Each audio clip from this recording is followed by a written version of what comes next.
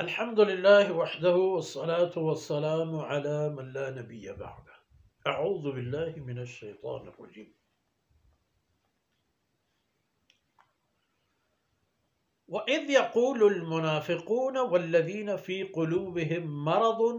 ما وعدنا الله ورسوله إلا غرورا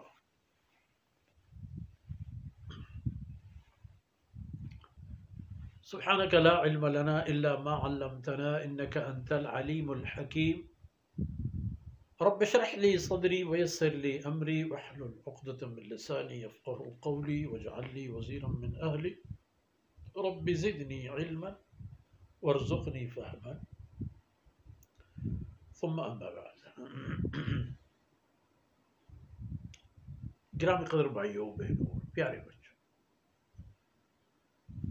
ہنالک ابتلی المؤمنون جو دیکھ لیا ہم نے، فرمایا یہاں اہل ایمان کا امتحان لیا گیا۔ کفر کی تو کوئی بات نہیں ہوتی،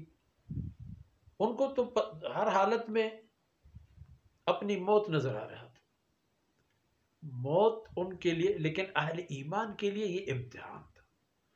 کہ وہ عزت و ایمان کے ساتھ ڈٹ کر مقابلہ کریں گے، اور جو اللہ اور اس کے رسول کے وعدے ہیں ایسے مواقع پر، اللہ اور اس کے رسول کے وعدے ہیں،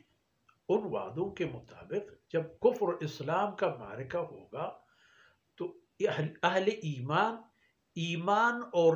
یقین اور اللہ کے لیے جب میدان میں آئیں گے تو کامیاب رہیں گے۔ یہ تو اللہ کی ایک قانونی اور طبعی نظام ہے اہل ایمان اور کفر کے ساتھ لڑائیوں کا۔ یعنی امم سابقہ میں بھی ہمیں اس کی دلیل ملتی ہے کہ وہ حضرت موسیٰ علیہ السلام کے بعد انبیاء بنی اسرائیل میں ایک دور آیا، ان کے ساتھ ان کی لڑائی ایک طاقتور کے ساتھ ہو گئی، جبکہ وہ طاقتور بھی تھے وہ لوگ اور تعداد میں بھی زیادہ تھے، اور اہل ایمان تعداد میں کم اور تیاری میں بھی کم، لیکن اللہ نے ان کم کو ان زیادوں پر فتح دے دی، جس طرح بدر میں اللہ رب العزت نے اہل ایمان کے ساتھ کیا تھا۔ تو منافقین کا کردار یہاں عجیب ہے، اذ یقول المنافقون والذین فی قلوبہم مرض، یہ دونوں ایک ہی ہیں، منافق یا وہ ضعیف الایمان قسم کے لوگ جن کی ابھی تک ایمانی قوت عروج پر نہیں پہنچ چکا تھا۔ انہوں نے کیا کہا؟ ما وعدنا اللہ ورسولہ الا غرورا، جو کچھ ہمیں اللہ اور اس کے رسول نے وعدہ دیا ہے یہ ایک نعوذ باللہ فریب تھا جو ہمارے ساتھ کیا گیا، مروانے کے لیے ہمیں یہاں لا کر چھوڑ دیا گیا۔ اب اگر یہ بات ہے، اتنی بڑی لشکر کے ساتھ ہمیں لڑایا جا رہا ہے جو ہر طرف سے ہم پر حملہ آور ہیں، تو اللہ رب العزت نے اسی موقع پر ان کے دلوں میں یہ حکمت عملی ڈال دی اور مشورہ ہوا اور خندق کو دے گئے، اور ایک بہت بڑا ایریا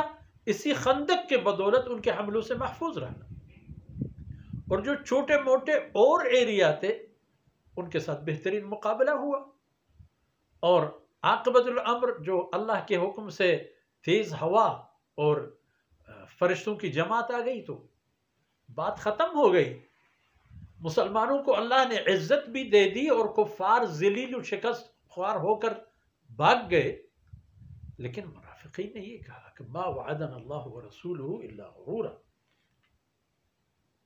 کہ ہمیں اللہ اور اس کے رسول نے جو وعدہ دیا تھا وہ ایک دھوکہ تھا، اس میں نعوذ باللہ کوئی حقیقت نہیں ہے۔ جب کہ حقیقت ثابت ہو گئی نا،